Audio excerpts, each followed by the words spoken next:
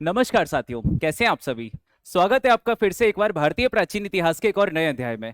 दोस्तों, आज हमारा एंशियंट इंडियन हिस्ट्री का लास्ट लेक्चर होने वाला है। आज हम डायनेस्टीज ऑफ साउथ इंडिया के बारे में देखेंगे। इसके पिछले क्लासेस में हमने सारी एंशियंट इंडियन हिस्ट्री कंप्लीट कर ली थी। पूरा भारतीय प्राचीन इतिहास हमारा कवर हो चुका है। अब इसके बाद हम मॉडर्न इंडियन हिस्ट्री और फिर मतलब मेडाइवल इंडियन हिस्ट्री और मॉडर्न इंडियन हिस्ट्री को और कंप्लीट कर लेंगे और इसके साथ आपकी पूरी हिस्ट्री कंप्लीट हो जाएगी। तो दोस्तों, अब हम देखेंगे पल्लव डायनेस्टी के बारे में, चालुक्य डायनेस्टी के बारे में, चोला डायनेस्टी के बारे में और भी ये सारी डायनेस्टीज के बारे में हम देखेंगे आज साउथ इंडिया की। तो सबसे पहले तो हमारी आती है पल्लव डायनेस्टी। आगे चलकर आप देखेंगे कि पल्लव डायनेस्टी और चालुक्यास के बीच में लड़ाई छिड़ी रहती है पूरा टाइम, है ना। और पल्लव डायनेस्टी की अगर मैं आपसे दोस्तों बात करूं तो ये हमारे फ्यूडेटरीज थे, मतलब ये हमारे सामंत थे। किसके? हमारे सातवाहन के। पहली बात तो ये हो गई। दूसरी बात आती है दोस्तों हमारे कि ये लोग 13वीं से लेकर 9वीं शताब्दी के बीच इनका शासनकाल रहा है। और अगर मैं आपको इनके रीजन की बात करूं तो इनका मुख्यतः ये वाला रीजन हमको देखने को मिलता है, ठीक है। और आपको चालुक्यास का ये वाला रीजन मिलेगा देखने के लिए, और उनके हम शाखाओं के बारे में भी पढ़ेंगे, ठीक है। और पहली बात अगर मैं आपको बता दूं इसके संस्थापक का नाम, तो ये थे हमारे सिंह वर्मन। सिंह वर्मन हमारे इसके वास्तविक संस्थापक थे, लेकिन आगे चलकर आप पढ़ेंगे सिंह विष्णु को, जो कि इसके हमारे वास्तविक संस्थापक माने जाते थे। तो दोस्तों, अब हमारी आती है सबसे पहली बात कि थर्ड से लेकर 9th सेंचुरी के बीच में, दैट इज 3 एडी से लेकर 9 एडी, मतलब सॉरी 300 एडी से लेकर 900 एडी के बीच में इनका शासनकाल रहता है। पहली बात तो ये हो जाती है। और ये लोग प्रारंभ में सातवाहनों के सामंत थे। सामंत का मतलब होता है दोस्तों ये लोग हमारे फ्यूडेटरीज थे, है ना। और नेक्स्ट आता है कि सातवाहनों के पतन के बाद सिंह विष्णु ने पल्लव राज्य की स्थापना की थी। तो देखिए, बहुत इंपॉर्टेंट है, इनकी राजधानी कहां पे थी दोस्तों, तो ये हमारे कांची वाले रीजन में इनकी राजधानी थी। पहली बात तो ये हो गई। और फिर हमारा आता है कि सिंह वर्मन इसके संस्थापक थे। और अगर मैं आपसे वास्तविक संस्थापक के मैंने अभी बताया था, तो सिंह विष्णु हमारे पल्लव डायनेस्टी के वास्तविक संस्थापक माने जाते हैं। तो चलिए दोस्तों, अब हम शुरू करते हैं। सबसे पहला आते हैं हमारे सिंह साहित्य।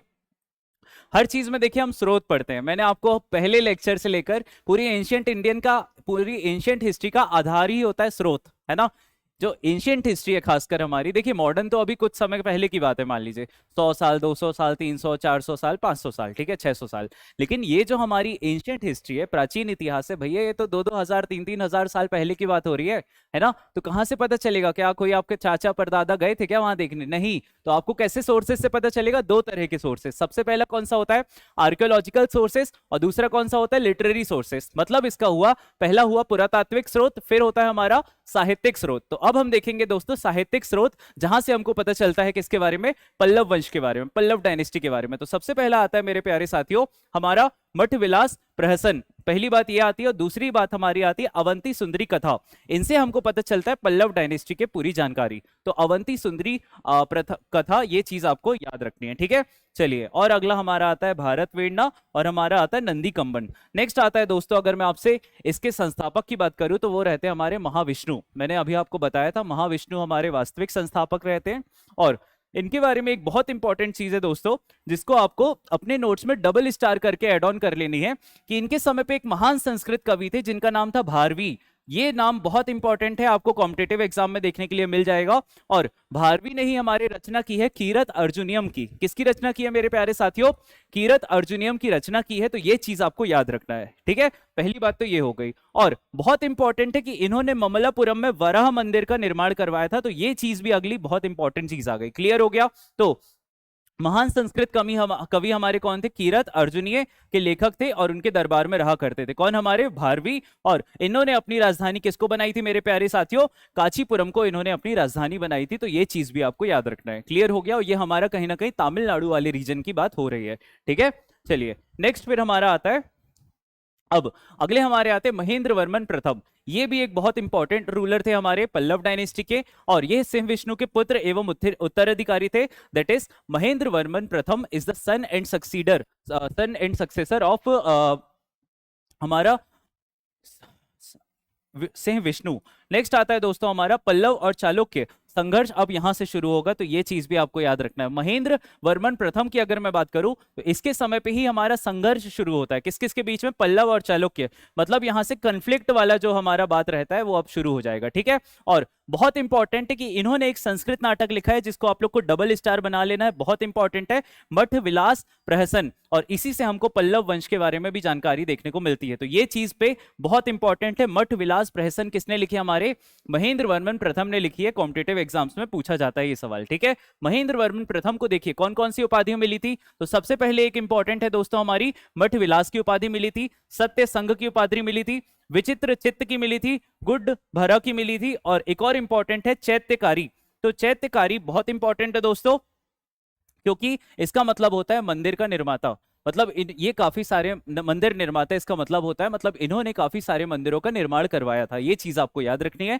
फिर अगला आता है हमारा चित्रकारी पुल्ली, मतलब ये एक बहुत बड़े फेमस चित्रकार भी थे, है ना। तो ये चीज भी आपको याद रखनी है दोस्तों। चित्रकार का मतलब होता है पेंटर, है ना। नेक्स्ट अब हमारा आता है कि मडंगपट्टू अभिलेख, बहुत इंपॉर्टेंट है ये भी। मडंगपट्टू अभिलेख में शैलकृत मतलब रॉककट मंदिरों के निर्माण की शुरुआत का उल्लेख देखने को मिलता है, और उन्हें चालुक्य सम्राट पुलकेशिन द्वितीय ने पराजित किया था। तो आपको ये चीज याद रखनी है कि पुलकेशिन द्वितीय ने किसको हराया था, तो हमारे महेंद्र वर्मन प्रथम को हराया था। देखिए पल्लव डायनेस्टी चल रही है और इसके बाद आएगी चालुक्य डायनेस्टी। चालुक्य डायनेस्टी में आप एक बहुत प्रतापी राजा का नाम पढ़ेंगे जिसका नाम है हमारा पुलकेशिन द्वितीय। और पुलकेशिन द्वितीय ने ही किसको हराया था, अगर आपको याद होगा तो हर्षवर्धन को हराया था।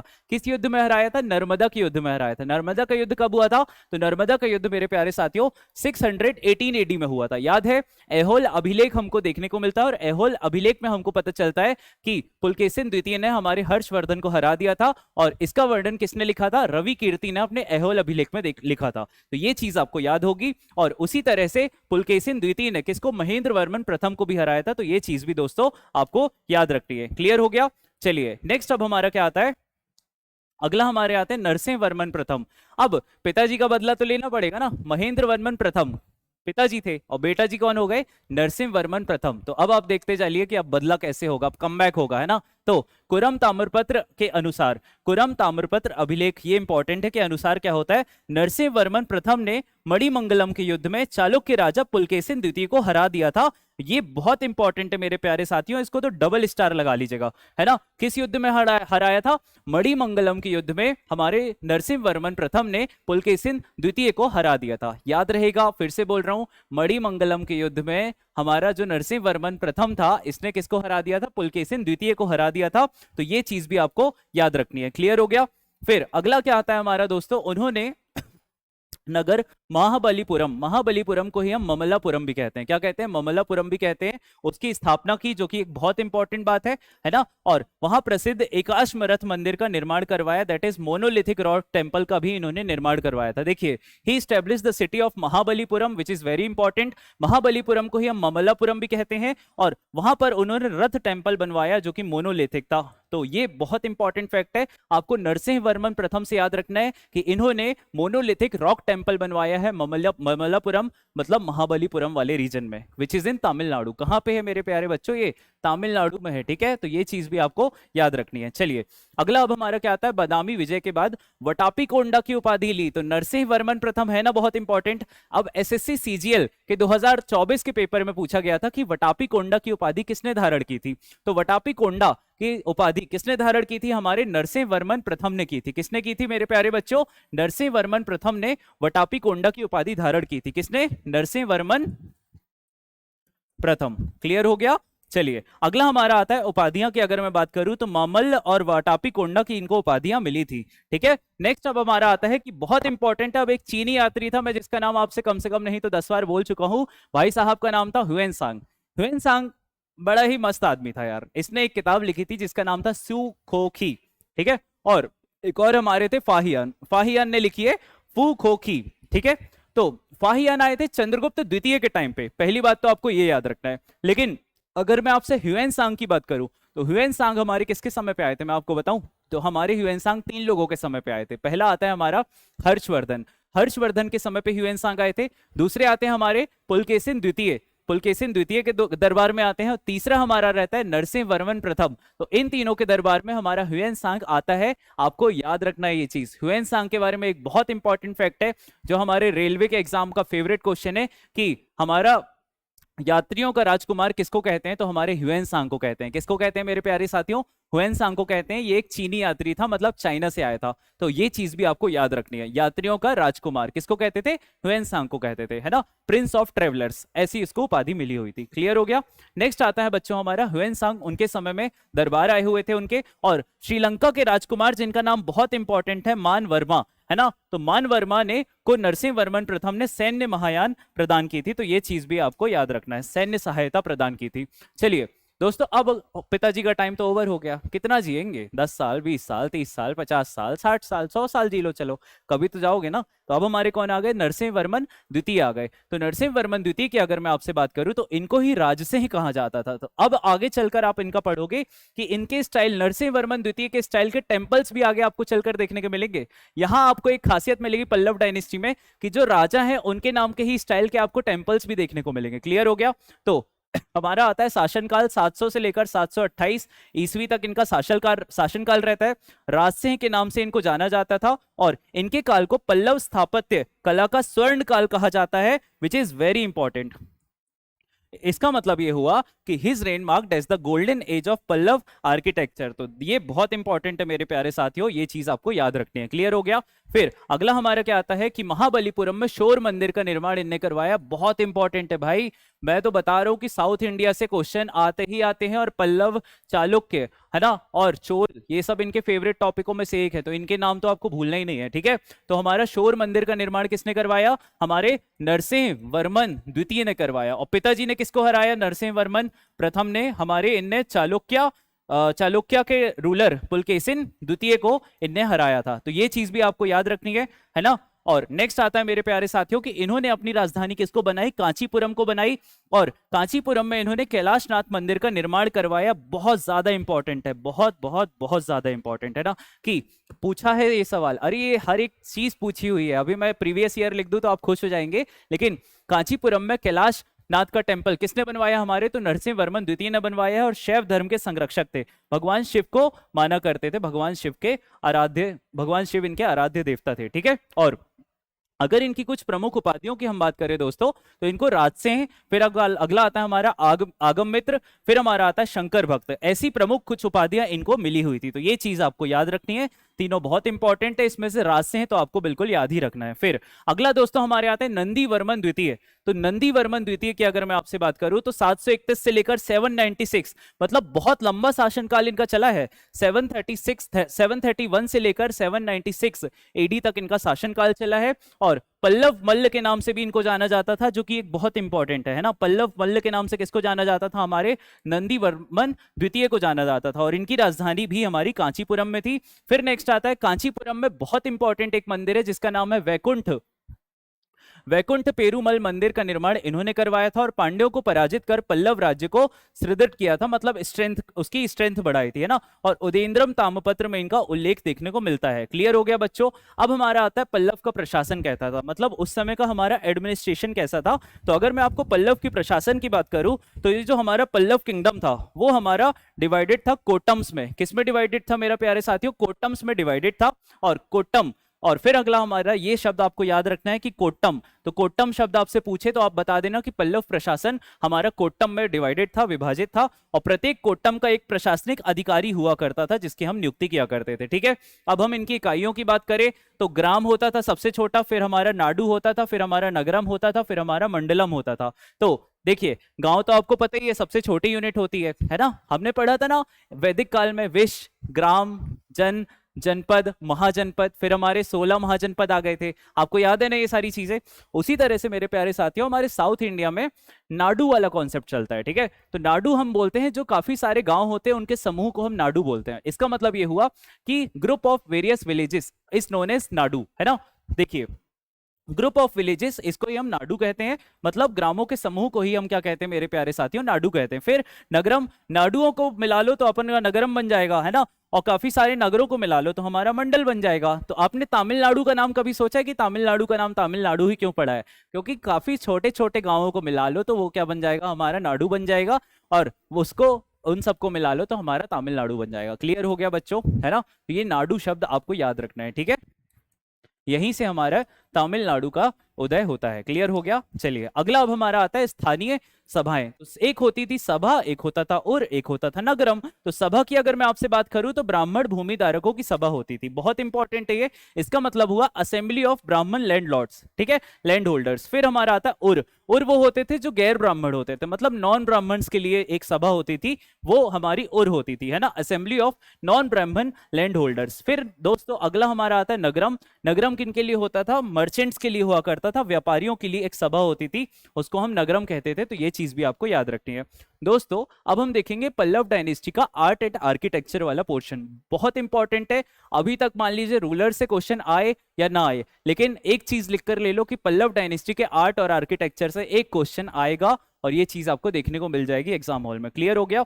तो अब हम पल्लव डायनेस्टी के आर्ट और आर्किटेक्चर को देखेंगे, ठीक है?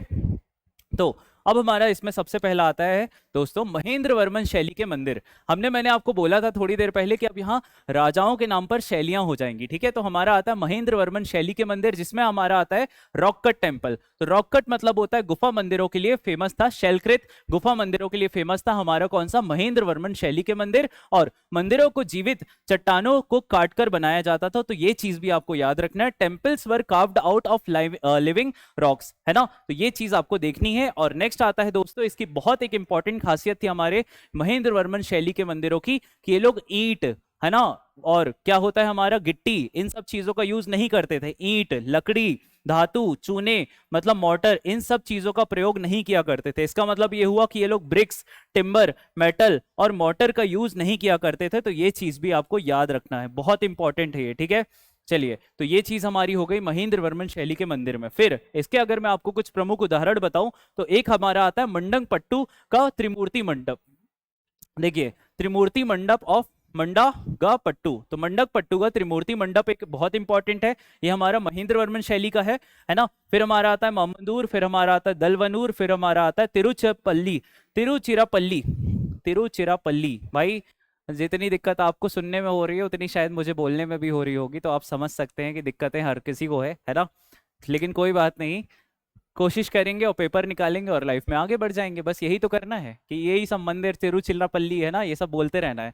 अपन लोग के लिए टफ है, उन लोग के लिए इजी होगा, साउथ वालों के लिए, है ना? तो तिरुचिरापल्ली की गुफाएं हमारे किस किस स्टाइल में है मेरे प्यारे साथियों? बहुत इंपॉर्टेंट है, महेंद्र वर्मन शैली में है। क्लियर हो गया?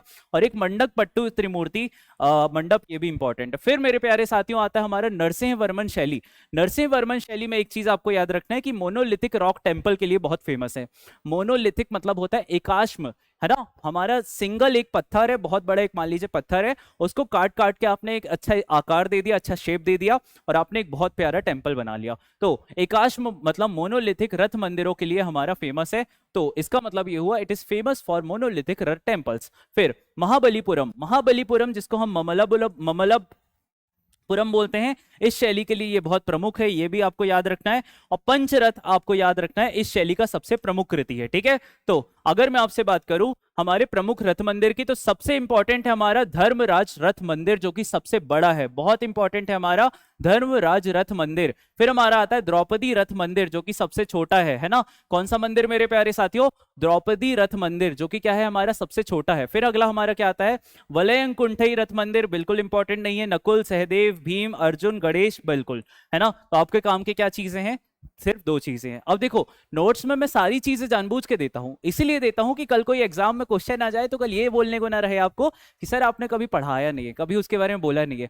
लेकिन अभी तक ये नहीं आए हैं तो इसकी प्रोबेबिलिटी है कि अभी ना ही आए तो अच्छा है, लेकिन ये आ चुके हैं तो इनकी प्रोबेबिलिटी है कि रिपीट होने के चांसेस हैं, है ना? तो आपको हमेशा कैलकुलेटिव रिस्क लेना है और हमेशा कॉस्ट बेनिफिट रेशो देखकर काम करना है कि अगर ये चीज पूछी गई है तो बहुत चांसेस है कि आ सकती है। क्लियर हो गया? तो ये चीज आपके लिए इंपॉर्टेंट है कि धर्मराज रथ मंदिर सबसे बड़ा है और द्रौपदी रथ मंदिर सबसे छोटा है। फिर मेरे प्यारे साथियों अगला आता है हमारा राजसिंह शैली के मंदिर। राजसिंह शैली के मंदिर की अगर मैं आपसे बात करूं तो नरसिंह वर्मन द्वितीय, जिसको हम राजसिंह बोलते हैं, अभी हमने पढ़ा था ना थोड़ी देर पहले, नरसिंह वर्मन द्वितीय जिसको हम राजसिंह बोलते हैं, उसके शासनकाल में बनाए गए थे। शैलकृत मंदिरों के स्थान पर पूर्णतः निर्मित पत्थर के मंदिर बने हैं। इसका मतलब हुआ rock cut architecture was replaced by fully built stone temples. फिर नेक्स्ट हमारा आता है, इस काल को पल्लव स्थापत्य कला का स्वर्ण काल भी कहते हैं। ये चीज मैंने आपको बताई थी, अगर आपको याद हो। इसका मतलब यह हुआ कि the reign is regarded as the golden age of Pallava architecture. इस शासनकाल, इसके समय को ही हम पल्लव डायनेस्टी के गोल्डन पीरियड में हम जोड़ते हैं। तो ये चीज भी आपको मेरे प्यारे साथियों याद रखनी है। फिर अगला हमारा आता है राजसिंह शैली के मंदिर की। अगर मैं और बात करूं तो कांचीपुरम एवं महाबलीपुरम बहुत इंपॉर्टेंट है। कौन कौन सा? कांचीपुरम और महाबलीपुरम इसके प्रमुख केंद्र हैं। और कांचीपुरम का हमारा कैलाशनाथ मंदिर बनवाया गया था इसी टाइम पे। तो ये चीज भी मेरे प्यारे साथियों आपको याद रखना है। और महाबलीपुरम का शोर मंदिर भी बनवाया गया था इसी टाइम पे, याद रहेगा। चलिए अगला दोस्तों हमारा आता है नंदीवर्मन शैली के मंदिर। तो नंदीवर्धन द्वितीय, किसकी बात हो रही है? नंदीवर्मन द्वितीय, जो कि जिसको हम पल्लव मल्ल भी कहते थे। अब भी हमने थोड़ी देर पहले पढ़ा था कि पल्लव मल्ल किसको कहते थे, तो नंदीवर्मन द्वितीय को हम पल्लव मल्ल कहा करते थे। और इसकी अगर मैं बात करूं तो इसके शासनकाल में बनाए गए थे कांचीपुरम का वैकुंठ पेरुमल मंदिर। मैंने अब भी थोड़ी देर पहले आपको बताया था कि कांचीपुरम का वैकुंठ पेरुमल मंदिर हमारा इसी के स्टाइल का है, नंदीवर्मन द्वितीय के स्टाइल का है, जिसको हम पल्लव मल्ल भी कहते हैं, है ना। तो वैकुंठ पेरुमल मंदिर और मतंगेश्वर मंदिर इसी शैली के सर्वश्रेष्ठ उदाहरण है। तो ये चीज भी आपको याद रखना है। ये हमारा वैकुंठ का पेरुमल मंदिर है और ये हमारा मतंगेश्वर का मंदिर है। तो ये इनकी आप स्टाइल देख रहे होंगे, तो ऐसी स्टाइल में दोस्तों हमारे प्यारे साथियों ये बने हुए होते हैं। तो ये चीज भी आपको याद रखनी है। फिर दोस्तों इसी के साथ अब हमारी पल्लव डायनेस्टी कंप्लीट होती है और अब हम पढ़ेंगे चालुक्य डायनेस्टी के बारे में। चालुक्य डायनेस्टी भी एक बहुत फेमस डायनेस्टी हमारे पूरे साउथ इंडिया की। और अगर मैं आपसे इसकी बात करूं तो इसकी क्लैश, मतलब इसकी कंफ्लिक्ट हुआ करता था किसके साथ? हमने पढ़ा था पल्लव के साथ। तो हमारे चालुक्य डायनेस्टी के एक रूलर थे जिनका नाम था पुलकेशिन द्वितीय। He is one of the most powerful ruler of Chalukya dynasty, ठीक है। और उनके एक कोर्ट पोइट थे, उनके एक दरबारी थे जिनका नाम रवि कीर्ति था। तो रवि कीर्ति ने हमारे क्या लिखा था? ऐहोल अभिलेख लिखवाया था, ऐहोल इंस्क्रिप्शन लिखवाया था। मैंने आपको बताया था कि उसमें उन्होंने बताया था कि वो हमारे कौन, चालुक्य द्वितीय, सॉरी पुलकेशिन द्वितीय ने किसको हरा दिया था? हमारे हर्षवर्धन को हरा दिया था। तो ये सारी चीजें हमको ऐहोल अभिलेख में देखने को मिलती थी। अब ये सारी चीजें अब हम चालुक्य डायनेस्टी में देखेंगे। तो दोस्तों चलिए शुरू करते हैं चालुक्य डायनेस्टी से। देखिए चालुक्य डायनेस्टी की अगर मैं आपसे बात करूं तो 535 से लेकर 1190 के मध्य इनका उत्कर्ष होता है, मतलब फ्लरिश होते हैं, ये राइज होता है इनका, ठीक है। दे फ्लरिश फ्रॉम 535 टू 1190 एडी। और विंध्य पर्वत के दक्षिण प्रभुत्व स्थापित किया इनने। तो विंध्य मतलब ये हमारा अगर भारत देश है, ये अगर विंध्य है, तो इसके साउथ वाले रीजन में इन्होंने अपना दबदबा जमाया था। और अगर चालुक्य वंश की अपन बात करें तो इन लोगों की प्रमुख 3 शाखाएं थी। तो देखिए हम इनकी 3 शाखाएं, सबसे पहली हमारी ये आती, दूसरी ये आती, तीसरी ये आती है। तो देखिए सबसे पहली हमारी कौन सी आती है दोस्तों? बदामी की चालुक्य डायनेस्टी। बदामी मतलब हमारा वटापी। और क्या आप कमेंट सेक्शन में बता सकते हैं कि वटापी कोंडा किसको कहते हैं? अच्छा मैं बताऊं, क्या नरसिंह वर्मन प्रथम को कहते हैं वटापी कोंडा, क्योंकि उसने पुलकेशिन द्वितीय को हरा दिया था। वटापी कोंडा उसी को कहते हैं। क्या ममलापुरम, जिसको हम महाबलीपुरम बोलते हैं, उसी ने उसकी वो करवाई थी क्या, खोज उस नगर की? तो चलिए देखिए, थोड़ा बताइएगा आप भी कमेंट सेक्शन में। फिर अगला हमारा क्या आता है? वेंगी की चालुक्य हमारा ब्रांच। और फिर अगला आता है हमारा दोस्तों कल्याणी की पश्चिमी वाली चालुक्य। तो देखिए सबसे पहले हमने क्या देखेंगे? बदामी के बारे में देखेंगे, जिसको हम वटापी वाला रीजन कहते हैं। फिर दोस्तों हम देखेंगे वेंगी के बारे में, और फिर हम देखेंगे कल्याणी वाले रीजन के बारे में। तो देखिए शुरू करते हैं। चलिए सबसे पहला अब हमारा आएगा दोस्तों बदामी, मतलब हमारा वटापी वाला रीजन। तो अगर इसकी मैं बात करूं तो 6th से लेकर 8th सेंचुरी तक हमारे वटापी वाले रीजन में ये लोग रूल किया करते थे। यहीं पर हमको मिलेंगे चालुक्य में, ये चालुक्य के हमारे वटापी वाले रीजन में ही हमको पुलकेशिन प्रथम और पुलकेशिन द्वितीय जैसे महान शासक देखने को मिलेंगे। तो देखिए पश्चिमी चालुक्य के नाम से भी इनको जाना जाता था दोस्तों, और जैसे इनके संस्थापक है, तो ये चीज भी आपको याद रखना है। और इनकी राजधानी वटापी मतलब बदामी, मतलब कौन सा रीजन हुआ मेरे प्यारे साथियों? कर्नाटक, है ना। तो ये लोग कर्नाटक वाले रीजन में फैले हुए थे, ठीक है। क्लियर हो गया? आओ देख भी लेते हैं। तो देखिए ये हमारा प्यारा भारत देश है, ठीक है। ये अगर हमारा प्यारा भारत देश है तो ये हमारा इसका रीजन हो गया, ये पूरा ये रीजन हमारा हो गया किसका? पल्लवों का, नहीं, ये हमारा रीजन हो गया मेरे प्यारे साथियों चालुक्यों का। तो ये हमारा चालुक्य डायनेस्टी का रीजन हो गया। पहली बात तो ये हो गई। अब मैंने आपको बोला कि 3 पार्ट्स में डिवाइडेड था, तो देखिए एक पार्ट हमारा यहां पर रहेगा, ठीक है, एक पार्ट हमारा यहाँ पर रहेगा, तो ये आपको वटापी वाला दिख रहा है, फिर एक पार्ट ऐसे डिवाइडेड हो जाएगा और एक पार्ट ऐसे डिवाइडेड हो जाएगा। तो हमारी 3 शाखाएं इसी में बन जाएगी। सबसे इंपॉर्टेंट शाखा आपको वटापी है और वटापी के बारे में ही याद रखना है। तो ये हमको आपको वटापी, आपको ये दिख रहा होगा, क्लियरली दिख रहा होगा वटापी, है ना। देखिए ये हमारा वटापी है, और वटापी कोंडा हम किसको कहते थे? नरसिंह वर्मन प्रथम को कहते थे ना। तो नरसिंह वर्मन प्रथम को कहते थे, इसका मतलब ये हुआ कि यहां से वो हमारा कौन रहते थे? यहां पर हमारे पल्लव रहते थे, मतलब वो भाई साहब यहां से आए, यहां तक आक्रमण किए, वटापी पे भी कब्जा कर लिए, इसीलिए उन्होंने अपने आप को कौन सी उपाधि दे दी? वटापी कोंडा की उपाधि दे दी। तो मेरे ख्याल से अब आपको ये चीज समझ में आ गई होगी, कोई डाउट है? नहीं होना चाहिए, क्लियर हो गया।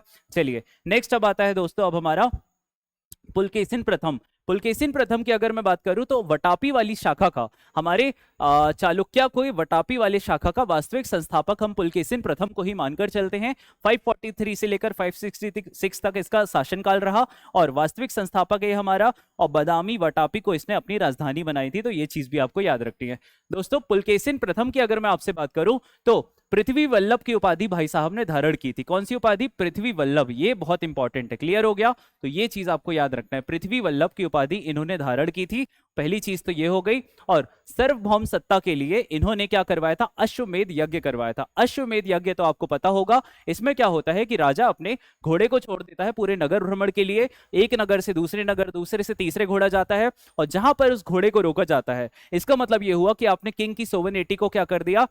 चैलेंज कर दिया। अब मतलब आपने किंग के डोमिनेंस को चैलेंज कर दिया, जो राजा है जिसका वो घोड़ा है, और अब आपको उस किंग से लड़ाई लड़नी पड़ेगी। अगर आप जीते तो वो पूरा उसका राज्य भी आपका राज्य, और अगर आप हारे तो आपका राज्य उस आदमी का राज्य। तो ये चीज मेरे ख्याल से आपको क्लियर हो गई होगी। क्लियर हो गया। अश्वमेध यज्ञ किसने करवाया था? हमारे पुलकेशिन प्रथम ने। तो ये चीज आपको याद रखनी है। और महाकूट अभिलेख इंपॉर्टेंट है मेरे प्यारे साथियों। क्या होता है? महाकूट अभिलेख में उनकी तुलना विष्णु जी से की गई है। किससे की गई है ना? विष्णु जी से की गई है, और बताया गया है कि ये हमारे ब्राह्मणों के संरक्षक थे, है ना। He is the saviour of Brahmins, है ना। सेवियर मतलब होता है प्रोटेक्टर ऑफ ब्राह्मण। तो ये चीज भी आपको याद रखनी है। और कंपेयर किससे किया गया है? भगवान विष्णु से, हमारे पुलकेशिन प्रथम को। तो ये चीज भी आपको याद रखना। पृथ्वी वल्लभ किसको कहते थे? हमारे पुलकेशिन प्रथम को। अब हमारे आते हैं पुलकेशिन द्वितीय। तो पुलकेशिन द्वितीय को देखते हैं दोस्तों।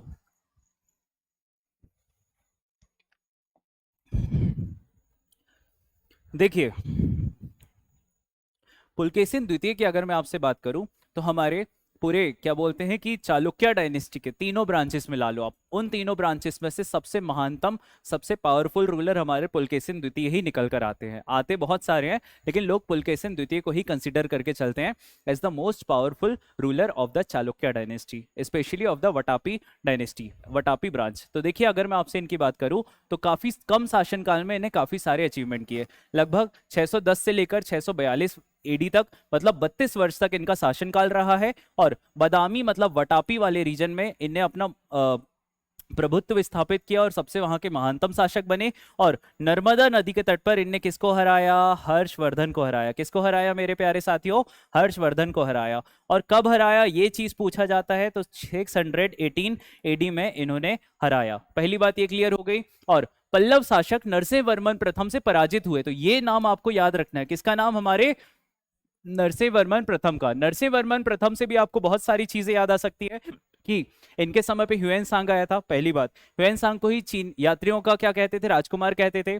दूसरी बात, ह्यूएन सांग और किस किस के समय पे आया था? तो हमारे चालुक्य डायनेस्टी के पुलकेशिन द्वितीय और हर्षवर्धन के समय पे भी आया था। ये चीज क्लियर हो गई।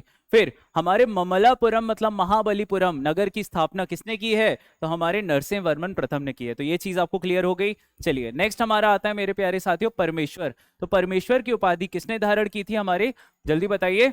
चालुक्य द्वितीय। तो चालुक्य द्वितीय ने परमेश्वर की उपाधि धारण की थी। तो ये चीज भी आपको याद रखना है।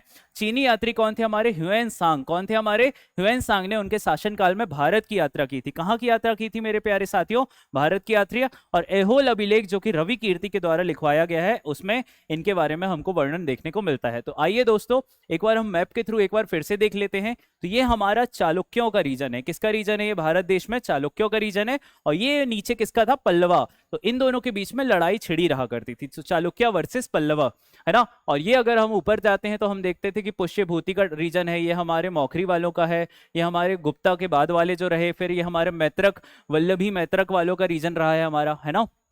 तो ये सारी चीजें भी आपको याद रखनी है। क्लियर हो गया? चलिए अगला दोस्तों अगर मैं आपसे बात करूं, अब हमारा आता है पूर्वी चालुक्य मतलब वेंगी वाला रीजन, है ना। क्या होता है? पुलकेशिन द्वितीय लड़ाई लड़ रहे होते हैं, है ना। तो उनके भैया रहते हैं, वो बोलते हैं कि यार भाई लड़ाई झगड़ा तुम करो यार, मेरे को शांति से जीने दो, है ना। मतलब मेरे को मेरा देखने दो, तुम अपना लड़ो झगड़ो, जो करना हो करो, मैं अपनी एक अलग शाखा बना ले रहा हूँ, मैं अपनी एक अलग ब्रांच बना ले रहा हूँ, मेरे को जीवन में कोई टेंशन नहीं चाहिए, कोई मगजमारी नहीं चाहिए, है ना। और फिर क्या होता है? पुलकेशिन द्वितीय और पल्लव शासक नरसिंह वर्मन प्रथम के बीच में क्या होता है? संघर्ष हो जाता है, कन्फ्लिक्ट हो जाता है। तो उस दौरान क्या रहते हैं? पुलकेशिन द्वितीय के छोटे भाई रहते हैं, कौन? हमारे विष्णुवर्धन। कौन रहता है? विष्णुवर्धन। वो बोलते हैं कि मेरे बड़े भाई भ्राताश्री, मैं एक स्वतंत्र वो बना रहा हूँ, अपना क्या साम्राज्य बना रहा हूँ, है ना। मुझे आशीर्वाद दीजिए और मुझे यहाँ से जाने दीजिए, मुझे पता है कि आप हार जाओगे नरसिंह वर्मन प्रथम से। बाद में क्या हुआ? बड़े भैया मतलब चालुक्य द्वितीय हार भी गए थे, है ना। जब इतने प्यारे भाई हो किसी के साथ कि जब लड़ाई हो रही तो साथ छोड़ के चले जाते हैं, तो भला कौन ना हारे, है ना। तो ऐसे भाई भगवान कम लोगों को दे, ठीक है। और विष्णुवर्धन कौन आता है मेरे प्यारे साथियों? विष्णुवर्धन ने वेंगी को अपनी राजधानी बनाई थी। किसको अपनी राजधानी बना ली? वेंगी को। तो इसका मतलब ये हुआ ना कि पूर्वी चालुक्य वंश का संस्थापक कौन हुआ? विष्णुवर्धन हुआ। कौन हुआ? विष्णुवर्धन हुआ। तो अब हम किसके बारे में देखेंगे? विष्णुवर्धन के बारे में देखेंगे। विष्णुवर्धन की मैं अगर आपसे बात करूं तो भागवत मतलब हमारा वैष्णव, भागवत मतलब हमारा वैष्णव धर्म के अनुयायी थे। तो ये चीज आपको याद रखना है, भगवान विष्णु के अनुयायी थे। और इनकी पत्नी अयना महादेवी में ने विजयवाड़ा में एक जैन मंदिर का निर्माण करवाया था। तो ये चीज भी इंपॉर्टेंट है। फिर अगले दोस्तों हमारे आते हैं विजय आदित्य तृतीय। विजय आदित्य तृतीय की अगर मैं आपसे बात करूं तो पूर्वी चालुक्यों के सबसे महान शासक थे। उन्होंने दक्षिणापट के सबसे महान शासक की उपाधि ली थी, है ना। और उन्होंने राष्ट्रकूटों, पल्लवों और पांड्यों को पराजित किया था। बहुत इंपॉर्टेंट है। किसकी बात हो रही है? विजय आदित्य तृतीय। विजय आदित्य तृतीय मेरे प्यारे साथियों चालुक्य द्वितीय चालुक्य डायनेस्टी में पुलकेशिन द्वितीय के बाद सबसे इंपॉर्टेंट रूलर और सबसे पावरफुल रूलरों में से एक था। किसकी बात कर रहा हूं मैं? जल्दी बताइए। हमारा विजय आदित्य तृतीय। तो विजय आदित्य तृतीय का भी नाम आपको याद रखना है, बहुत एक पावरफुल रूलर था ये भी हमारा। क्लियर हो गया?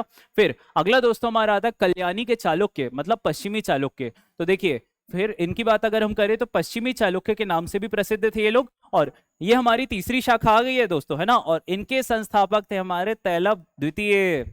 तैलभ द्वितीय वही हैं जिनसे भोज मतलब परमार लोगों की लड़ाई हो गई थी। आपने एक बात सुनी है कि कहाँ राजा भोज और कहाँ गंगू तेली, है ना। तो ये इन्हीं तैलभ द्वितीय से ही वो कहावत बनी है ना, कहाँ गंगू तेली, है ना। चलिए देखेंगे वो भी हम चीजें।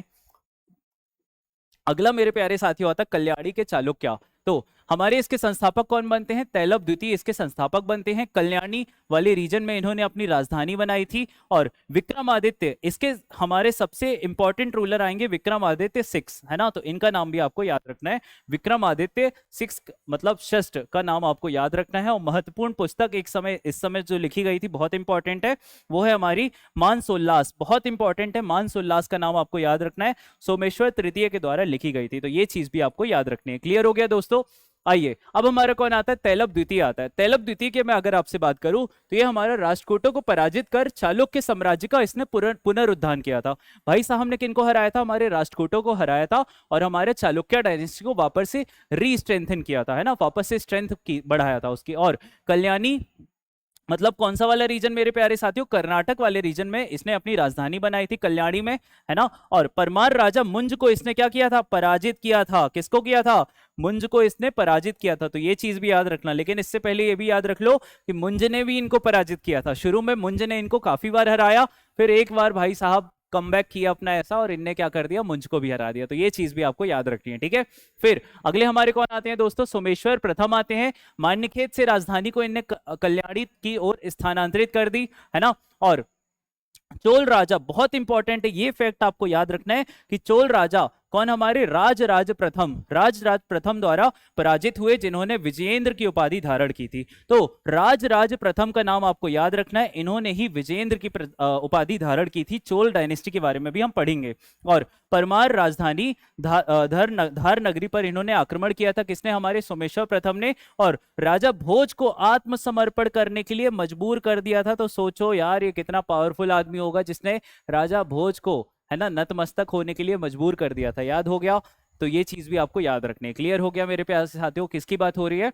सोमेश्वर प्रथम की बात हो रही है। ठीक है, फिर सोमेश्वर प्रथम की अगर दोस्तों हम और बात करें तो देखिए, बहुत इंपॉर्टेंट है कि भाई साहब ने तुंगभद्रा नदी के तट पर क्या ले ली थी? जल समाधि ले ली थी। क्या ले ली थी? जल समाधि ले ली थी। और इन्हीं के साथ यहाँ पे इनकी सत्यनारायण कथा समाप्त हो जाती है। ठीक है, तो इन्होंने जल समाधि मतलब सुसाइड कर लिया था।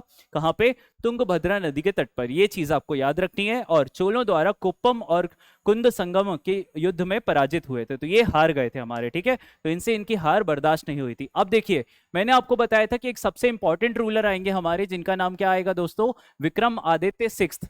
तो विक्रम आदित्य सिक्स्थ के समय पे ही हमारा चालुक्य संवत शुरू होता है। कौन सा संवत शुरू होता है? चालुक्य संवत शुरू होता है। ठीक है, पहली बात तो ये। अगर मैं आपको विक्रम संवत की भी अगर मैं बात करूं तो 57 बीसी में हमारा विक्रम संवत शुरू होता है। पहली बात तो ये हो गई। फिर दूसरी बात मैंने आपको बताया था 78 एडी। तो 78 एडी में हमारा क्या शुरू होता है मेरे प्यारे साथियों? तो 78 एडी में हमारा शुरू होता है शाक एरा। पता है ना आपको? शक एरा, है ना? शक संवत शुरू होता है। तो ये चीज भी आपको याद रखनी है। क्लियर हो गया?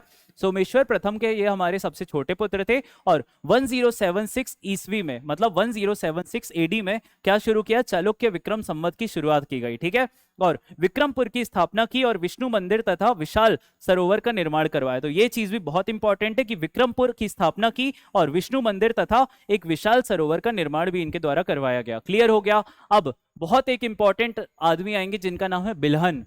क्या है मेरे प्यारे साथियों? नाम बिल्हन, है ना? तो ये इनका नाम भी आपको याद रखना है। अगर मैं आपसे बिल्हन की बात करूं तो भाई साहब ने लिखी थी विक्रम विक्रम विक्रमांक देवचरित। तो विक्रमांक देवचरित के लेखक हमारे कौन है? बिल्हन है। तो ये चीज भी आपको याद रखनी है। विक्रमांक देवचरित बहुत इंपॉर्टेंट है। हमारे विक्रमादित्य सिक्स के समय पे थे, कोर्ट पोइट थे, दरबारी थे। और अगले आते हैं मेरे प्यारे साथियों विज्ञानेश्वर। तो विज्ञानेश्वर की भी अगर मैं बात करूं तो मिताक्षरा के लेखक हैं ये। तो इन्होंने लिखी हमारी मिताक्षरा। ये चीज भी आपको याद रखनी है। बिल्हन साउथ इंडिया के ऑथर पूछता है और टेम्पल पूछता है। साउथ इंडिया के हमारे कवियों के बारे में पूछता है और टेम्पल मंदिरों के बारे में पूछता है हमारा एग्जामिनर। कॉम्पिटिटिव एग्जाम के फेवरेट टॉपिकों में से एक है हमारे साउथ इंडिया के मंदिर और हमारे कवि। तो आपको ये चीज याद रखनी है। ठीक है, और इनको उपाधियां मिली थी हमारे किसको? विक्रमादित्य सिक्स को भूलोक मल्ल की और त्रिभुवन मल्ल की। तो ये चीज भी आपको याद रखनी है। तो यहां तक आपका ये क्लियर हो गया है। फिर हमारे आते हैं सोमेश्वर तृतीय। इन्होंने एक प्रसिद्ध पुस्तक कौन सी लिखी है मेरे प्यारे साथियों? मन सोल्लास। कौन सी लिखी है? मन सोल्लास। तो ये चीज भी आप याद रखनी है। इन्होंने एक किताब लिखी है जिसका नाम है मन सोल्लास। याद रहेगा? जी हाँ, याद रहना चाहिए, बहुत इंपॉर्टेंट है।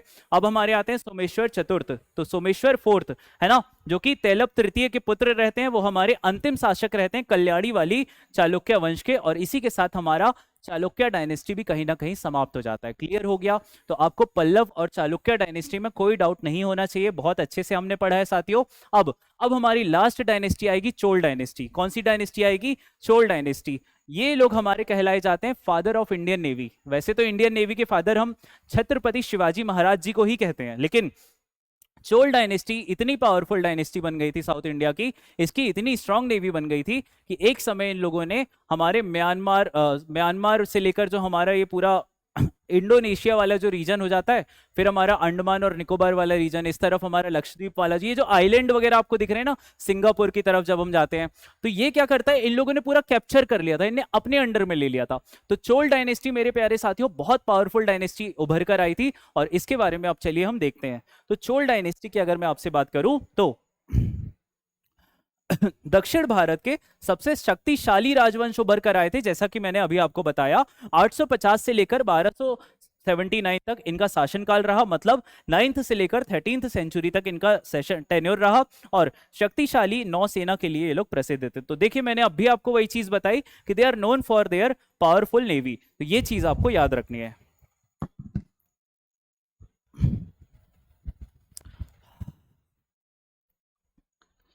गर्मी है क्या? चलने दो।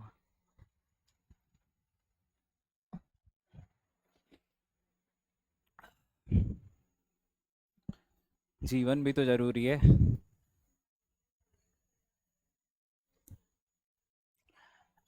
क्लास में एक चीज अच्छी रहती है कि बच्चे रहते हैं तो एंटरटेनमेंट हो जाता है, हंस लेते हैं, पानी पी लेते हैं, ब्रेक ले लेते हैं। अब यहाँ क्या है, कंटिन्यू करना पड़ता है ना। तो वो चीज़ थोड़ा सा वो हो जाती है, लेकिन खैर कोई बात नहीं, इसकी भी आदत है। दोस्तों, अगर मैं अब आपसे बात करूं तो इसके हम भव्य मंदिर और द्रविड़ वास्तुकला के विकास के लिए हमारे जो चोल डायनेस्टी थी वो जानी जाती थी, बहुत फेमस थी, ठीक है। और पहली बात तो ये हो गई, और दूसरी बात हमारी आती कि कुशल प्रशासन एवं स्थानीय स्वशासन के लिए भी ये लोग बहुत फेमस थे। और समुद्री व्यापार और दक्षिणी पूर्व एशिया पर इनका बहुत प्रभाव था, जैसे कि मैंने अभी आपको बताया, दक्षिणी पूर्व एशिया पर इन लोगों ने बहुत अच्छा वो जमाया था। देखिए, अगर मैं आपसे इनके संस्थापक की बात करूं तो विजयालय विजयालय चोल हमारे इसके संस्थापक माने जाते हैं, किसके, चोल डायनेस्टी के। तो इनका नाम आपको याद रखना है, पहली बात ये। फिर थंजावुर, थंजावुर मतलब कहां पर है मेरे प्यारे साथियों, ये तमिलनाडु।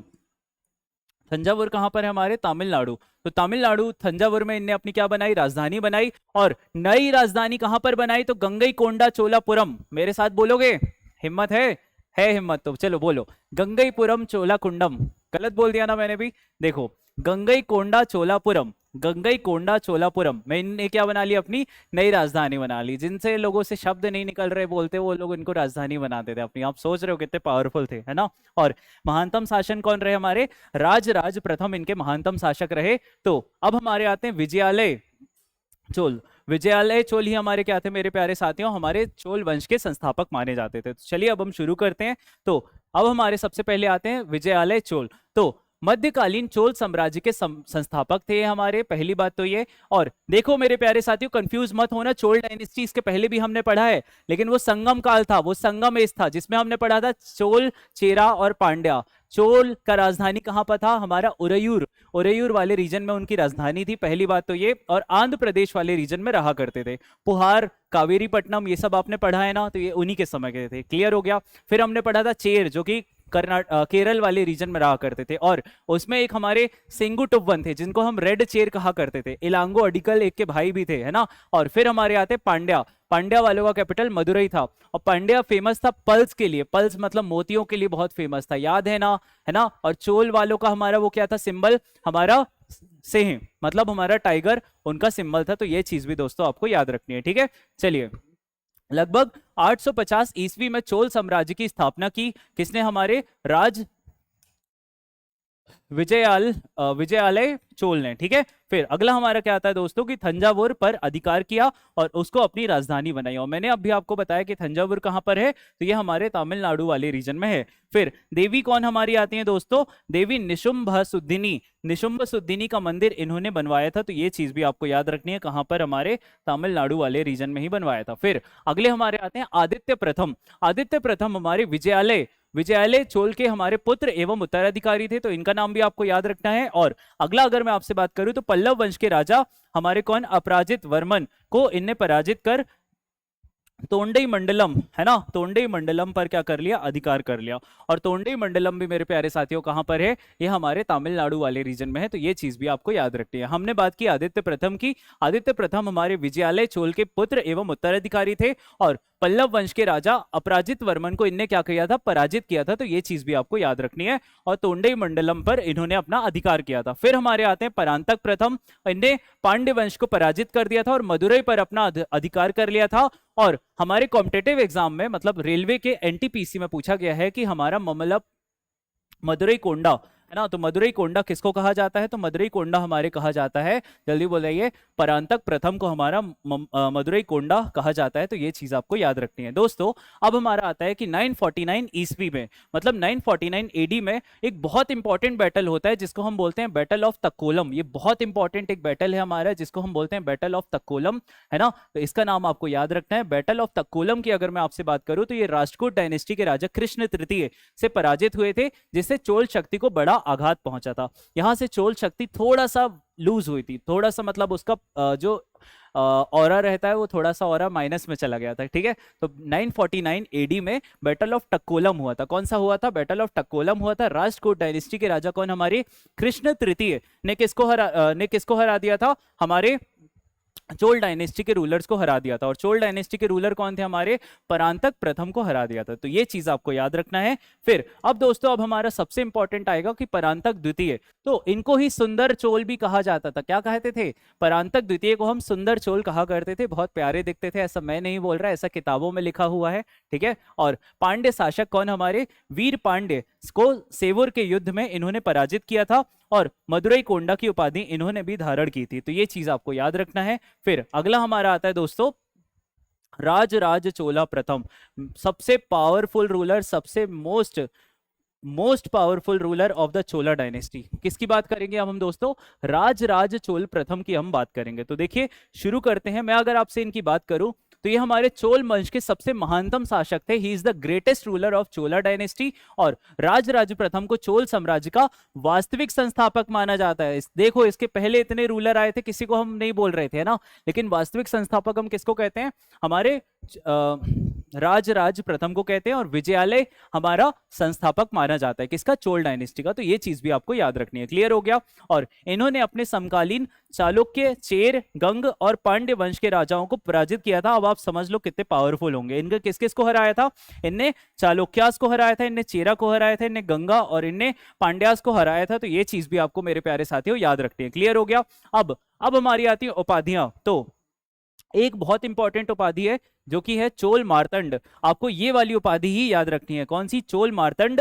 और जगन्नाथ की उपाधि भी किसने हमारे ली थी? राजराज प्रथम ने ली थी। और शिवपाद शेखर भी इन्होंने धारण की थी ये वाली उपाधि। तो ये तीन चीजें आपको याद रखनी है, जिसमें से आपको चोल मार्तंड और जगन्नाथ की उपाधि याद रखनी है। क्लियर हो गया मेरे प्यारे साथियों। चलिए नेक्स्ट अब हमारा आता है कि राजराज प्रथम ने श्रीलंका, है ना, के शासन, श्रीलंका के जो एक शासक थे जिसका नाम था महेंद्र फाइव, है ना। तो महेंद्र पंचम को क्या किया था? हमारे पराजित किया था और श्रीलंका के उत्तरी भाग में चोल साम्राज्य में शामिल कर लिया था। याद रखना आपको, ये जो हमारा श्रीलंका है, तो श्रीलंका का ये जो उत्तरी भाग है इसको इनने चोल डायनेस्टी के रीजन में शामिल कर लिया था। तो ये चीज भी आपको याद रखना है। महेंद्र 5 को इन्होंने हराया था। क्लियर हो गया। फिर अगला दोस्तों हमारा आता है कि मालदीव। देखिए मैंने आपसे बोला था ना मालदीव्स, तो मालदीव्स वाले रीजन, इंडोनेशिया वाले रीजन, श्रीलंका के थोड़ा पहले तक ये सब जगह पे इनने कब्जा कर लिया था। इतनी पावरफुल नेवी इनकी हो गई थी। तो ये चीज भी आपको याद रखनी है, ठीक है।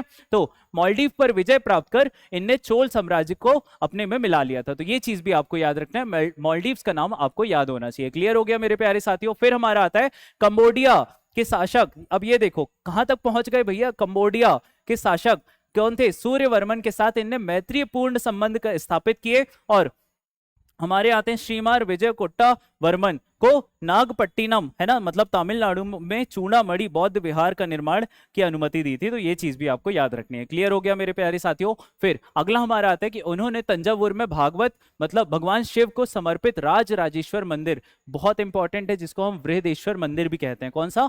बृहदेश्वर मंदिर भी कहते हैं। तो ये चीज भी आपको याद रखना, जिसको हमने यूनेस्को वर्ल्ड हेरिटेज साइट में जोड़ा है, इन्होंने ही उसका निर्माण करवाया। तो ये चीज भी आपको देखना है। देखो फिर से मैं बता रहा हूं कि इन्होंने कहां पर? तंजावुर में क्या करवाया है? भगवान शिव को समर्पित कौन सा? राजराजेश्वर मंदिर। और राजराजेश्वर मंदिर को ही मेरे प्यारे साथियों बृहदेश्वर का मंदिर कहते हैं। कौन सा मंदिर कहते हैं? बृहदेश्वर का मंदिर है। बहुत ही शानदार टेम्पल है।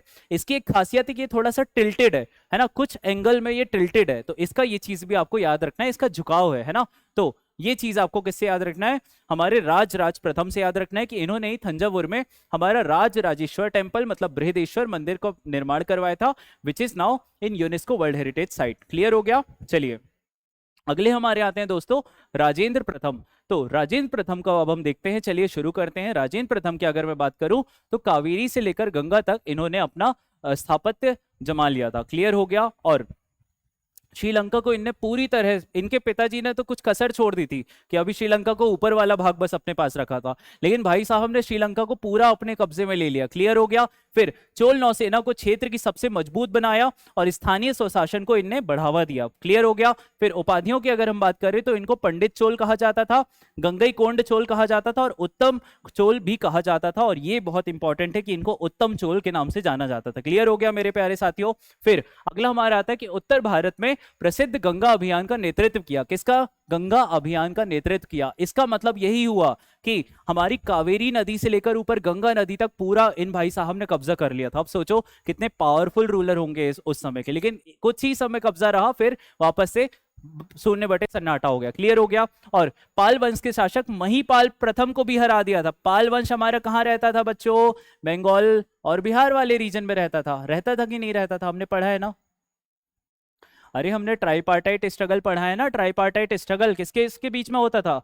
राष्ट्रकूट के बीच में होता था, गुर्जर प्रतिहार के बीच में होता था और पाल के बीच में होता था।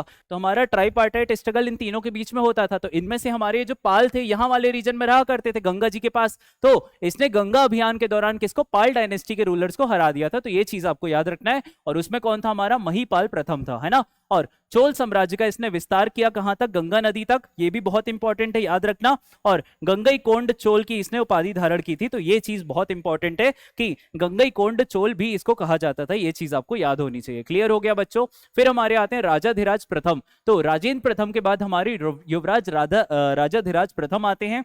और कल्याणी चालुक्य के शासक सोमेश्वर प्रथम को इनने हराया और कल्याणी पर इनने क्या किया? कब्जा किया।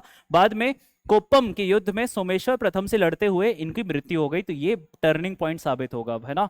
कौन सा युद्ध मेरे प्यारे साथियों? कोप्पम का युद्ध आपको याद रखना है। क्लियर हो गया। चलिए फिर अब हमारे राजेंद्र प्रथम के बाद कौन आएंगे? राजाधिराज प्रथम के बाद हमारे आएंगे राजेंद्र द्वितीय। तो देखिए क्या होता है कि जब कोप्पम का युद्ध खत्म हो जाता है ना मेरे प्यारे साथियों, तो कोप्पम के युद्ध के समाप्त होने के बाद हमारे राजाधिराज प्रथम की मृत्यु के बाद उनके छोटे भाई राजेंद्र द्वितीय जो रहते हैं वो शासनकाल में आते हैं। और कोप्पम के युद्ध में क्या होता है? सोमेश्वर प्रथम को इनने हरा दिया था। क्लियर हो गया मेरे प्यारे साथियों। और इन्होंने प्रकेश्वरी, है ना, क्या प्रकेश्वरी की उपाधि धारण की थी, प्रकेश्वरी। तो ये चीज भी आपको याद रखना है। क्लियर हो गया।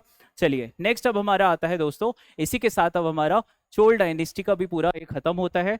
यहाँ पर हमारी चोल डायनेस्टी पूरी कंप्लीट होती है। तो ये जो हमारे कौन थे? राजेंद्र द्वितीय, ये हमारे चोल डायनेस्टी के कहीं ना कहीं लास्ट रूलर माने जाते हैं। क्लियर हो गया। और इसी के साथ आज आपकी एंशिएंट इंडियन हिस्ट्री मतलब भारतीय प्राचीन इतिहास पूरी खत्म होती है। बहुत ही लंबा खींचा मैंने, मुझे पता है कि 2 महीने हो गए, 1.5-2 महीने हो गए, लेकिन अब टाइम नहीं लगेगा, ये मेरी गारंटी है।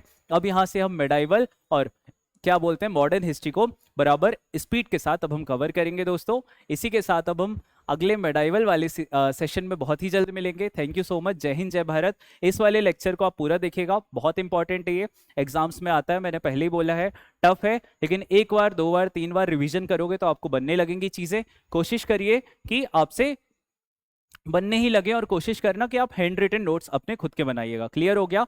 तो इसी के साथ अब हम अगले सेशन में मिलते हैं। Thank you so much. जय हिंद, जय भारत।